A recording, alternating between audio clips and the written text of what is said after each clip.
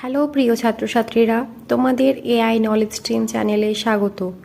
আজকের আলোচনার বিষয় হচ্ছে ষষ্ঠ শ্রেণীর ভূগোলের আমাদের দেশ ভারত এই অধ্যায়ের ভারতের জলবায়ু।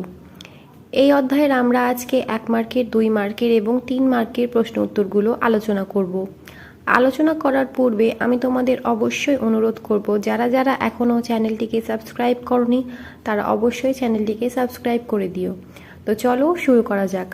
প্রথম প্রশ্ন হচ্ছে, কোন রেখা ভারতকে উত্তর ও দক্ষিণে প্রায় সমান দুভাগে ভাগ করেছে? উত্তর, কর্কট ক্রান্তি রেখা। 2 নম্বর প্রশ্ন, ভারতের দক্ষিণে কোন ধরনের জলবায়ু দেখা যায়? উত্তর, ক্রান্তীয় জলবায়ু। 3 নম্বর প্রশ্ন,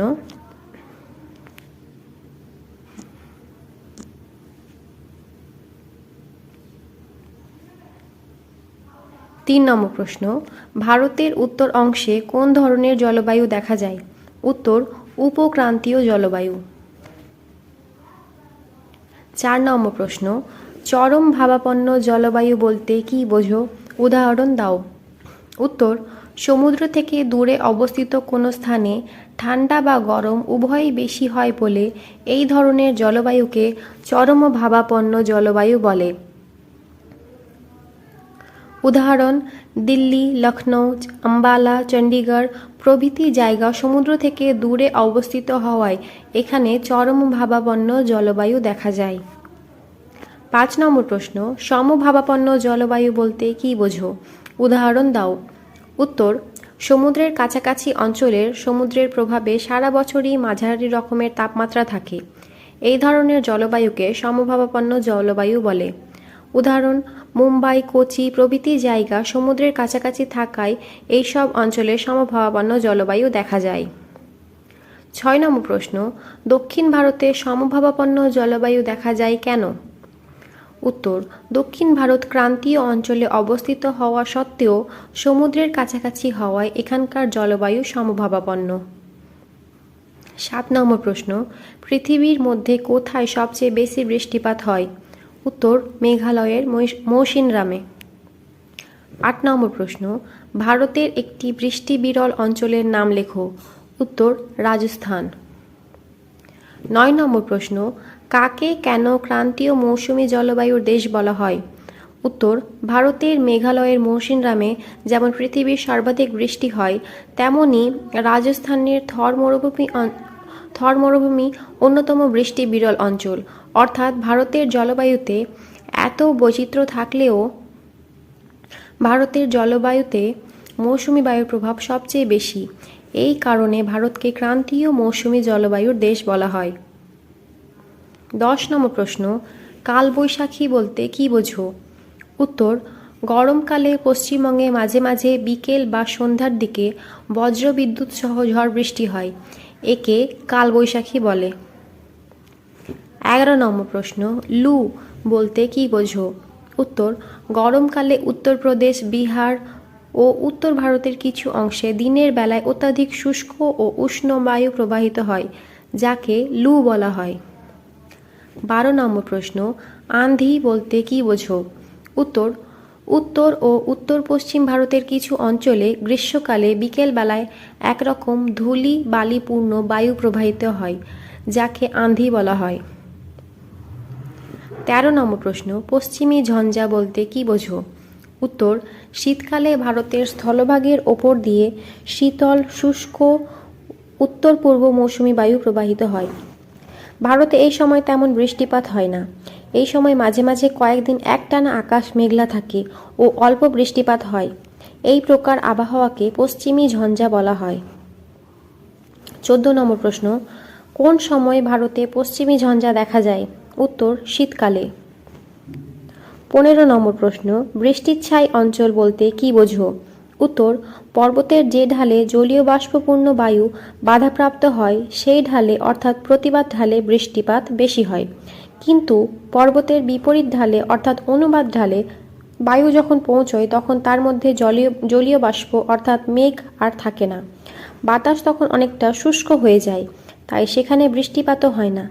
এইরূপ অবস্থাকেই বৃষ্টিচ্ছায় অঞ্চল বলে, যেমন শিলং, পশ্চিমঘাট পর্বতের পূর্বঢাল প্রভৃতি। 16 নম্বর প্রশ্ন, ভারতের জনজীবনে মৌসুমী বায়ুর প্রভাব লেখো। উত্তর, মৌসুমী একটি আরবি শব্দ, এর অর্থ ঋতু। আর ভারতের মূলত এই মৌসুমী জলবায়ু ভারতের জনজীবনকে গুরুত্বপূর্ণভাবে প্রভাবিত করেছে। 1 নম্বর, ভারতে মৌসুমী বায়ুর ফলে ভালো বৃষ্টিপাত হলে কৃষকদের ফসল ভালো উৎপন্ন হয়, ফলে কৃষকরা লাভবান হন।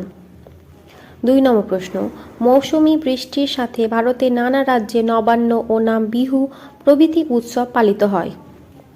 3 নম্বর, আবার অতিরিক্ত মৌসুমী বৃষ্টির ফলে ভারতের বিভিন্ন রাজ্য যেমন অসম, পশ্চিমবঙ্গ, বিহার প্রভৃতি রাজ্যে বন্যা দেখা যায়।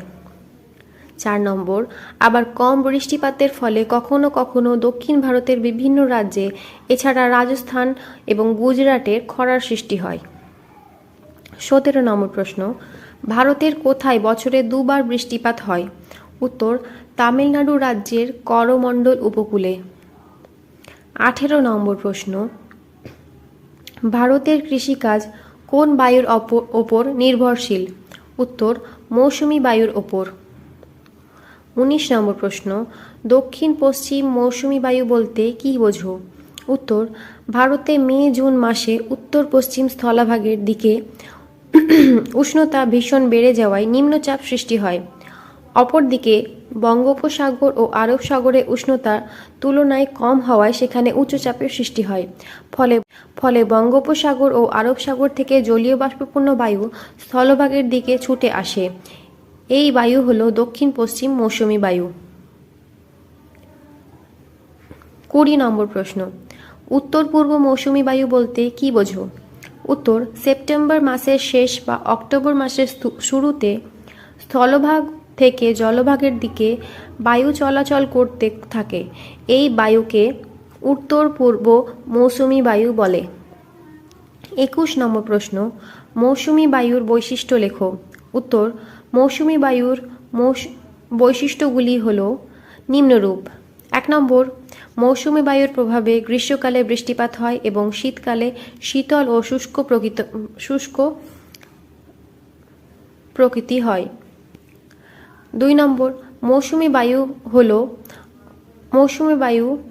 অক্টোবর মাসে মৌসুমী বায়ুর ফলে অক্টোবর মাসে তামিলনাড়ু রাজ্যের করমণ্ডল উপকূলে বছরে দুবার বৃষ্টিপাত হয়। এখানে হলে লেখা আছে, মৌসুমী বায়ু হলে, এটা হবে মৌসুমী বায়ুর ফলে।